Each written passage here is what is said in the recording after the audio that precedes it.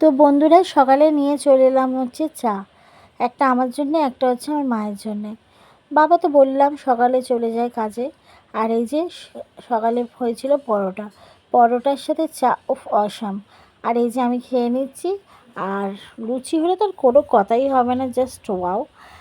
তো তারপর চলে এলাম বিছনার দিকে, মানে খাওয়া হয়ে গেছে, এবার বিছনাটা দেখবো। তো দেখে তো আমার একদম মাথাটা ঘুরু ঘুরু হয়ে গেল। ওরে বাপ রে, কী অবস্থা বিছনাটার! তো তারপরে যাই হোক, করতে হবে পরিষ্কার। আর দেখতে বাজে লাগবে, রোজের বাসি বিছনা তো আর রেখে দেওয়া যাবে না, রোজই রোজ করতে হবে। তো ঘরও ঝাঁট দিচ্ছি দেখো। তো আমার এই যে বিছনা গোছানো ডান। তো দেখো কত সুন্দরভাবে গুছিয়ে ফেলেছি বিছানাটা। তারপর চলে এলাম মা আর বাবার একটি স্বপ্ন পূরণ, মা বাবার নতুন ব্ল্যাঙ্কেট, যেটা এর আগে কখনো মা বাবারা ব্যবহার করেনি। শুধুমাত্র এবছরই মা বাবাকে অনেক বলাতে তো মা বাবা অনেক রাত করেই ব্ল্যাঙ্কেটটা এনেছে, তাই তোমাদের সাথে শেয়ার করতে পারিনি বন্ধুরা। তো দেখো এই ব্ল্যাঙ্কেটটা কত সুন্দর। আর আমার তো খুব ভালো লেগেছে, যাদের যাদের ভালো লেগেছে প্লিজ কমেন্ট বক্সে কমেন্ট করো, শুধুমাত্র আমার মা বাবার জন্যে। আর জানো, আমার মা বাবা এত বছর বিয়ে হয়েছে, কোনো দিনের জন্য ব্ল্যাঙ্কেট কী জিনিস সেটা জানতো না। মা আমার সবসময় শীত পড়লেই গায়ে দিত কি না, লেপ বা কম্বল কিছু একটা, কোনো দিনের জন্য নয়। আর তোমরা তো সবাই জানো আমার বরের সাথে একটু ঝামেলার জন্য আমি এখানেই থাকি। তো আমার আর ক্ষমতা নেই যে মা বাবাকে একটা ব্ল্যাঙ্কেট গিফট করবো। আমার যদি ক্ষমতা ছিল সব কিছু সুখ দিয়ে মা বাবাকে ভরিয়ে দিতাম। তো সবারই আছে, সব ছেলেমেয়েরই আছে, কিন্তু মা বাবার নেই। 4 ছেলেমেয়েরই আছে, তো মা বাবা নেই। তো আমি তো খুব খুশি হয়েছি সত্যি কথা বলতে। আমার মা বাবার এই জিনিসটা, মা বাবার স্বপ্ন পূরণ হয়েছে, আমি তো খুব খুশি। কিন্তু জানো, আমার মেয়ে কালকে নিয়ে প্রথম শুয়ে পড়েছে। তো চলো, চা খেয়েছি, সেই চায়ের বাসনগুলো একটুখানি মেজে নিই, কেন পড়ে থাকলে, এই যে বললাম যে পড়ে থাকলেই আরও রান্নাবান্না হবে তখন। তো কড়াই বসিয়েছি, কড়াইতে তেল দিয়ে দিয়ে গরম করছি, দিয়ে দিলাম 5 ফোড়ন। একটা নতুন রেসিপি করব, সেই রেসিপিটার নামটা তোমাদেরকে বলতে হবে, আমি বলবো না। দেখি তো কে কে কমেন্ট করো এই রেসিপিটা।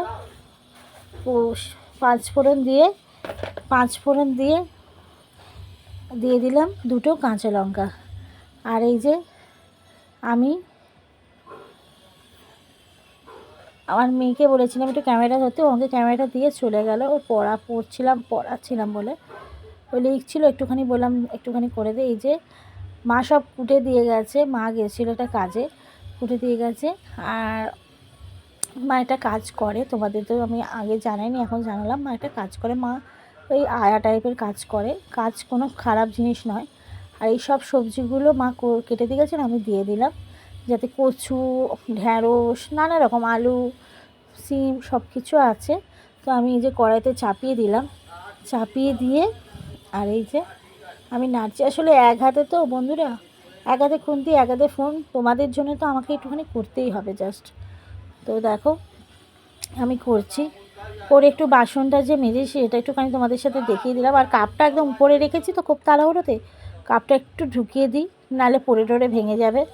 তো ওই বাইরেটা যেখানে বাসন মেজেছি সেখানে একটুখানি নোংরা হয়েছিল, তো একটু ঝাঁটা দিয়ে ভালো করে পরিষ্কার করে দিলাম, কারণ নোংরা থাকলে বিচ্ছিরি লাগে। কাদের কারে এরকম আছে তা বলো প্লিজ, এরকম জায়গা। তো দেখো আমি একটুখানি ভালো করে নেড়ে চেড়ে নিচ্ছি। তো তারপর কড়াইতে জল দিয়ে আমি এই যে চাপাটা দিয়ে দিচ্ছি দেখো বন্ধুরা। আর তারপর চলে গেলাম দুপুরে খাওয়া। তো বৌদি এনেছিল খিচুড়ি, তো আমি একটু ভালো টিফিন করেছিলাম বলে আমি আর ভাত খাইনি, এই ডিমের ঝোল। আর বিকেল হয়ে গেছে, বিকেলে হচ্ছে এই যে মেয়ে এনেছিল ছোলা ভাজা, আমি এটাকে একটু খেয়ে নিলাম ওর সঙ্গে। আর এত ঘুম পাচ্ছে কি বলবো, ভালো লাগছে না। দেখো চোখ আমার বন্ধ হয়ে যাচ্ছে। তো তারপর মা দিল একটু চায়ের সাথে কফি মিশিয়ে, কফি চা দুটোই বলতে পারো। তো খেয়ে নিলাম, খেয়ে দিয়ে তারপর মেয়েকে একটু পড়াচ্ছিলাম। তারপর রাত্রিরে এই যে মা করেছে ফুলকপি আলুর তরকারি আর রুটি, এই যে মা দিচ্ছে আমাকে বেড়ে। দেখো এই যে বাবা খাচ্ছে আর মা বেড়ে দিচ্ছে, যে আমিও খেয়ে নিচ্ছি। তো তোমরা সবাই কেমন আছো প্লিজ কমেন্ট করে জানিও। আর আজ হচ্ছে শনিবার, তো আজকে আমি ভিডিওটা পোস্ট করছি। তো দেখো আমি খেয়ে নিচ্ছি। তো ভালো লাগলে লাইক শেয়ার কমেন্ট করো। টাটা।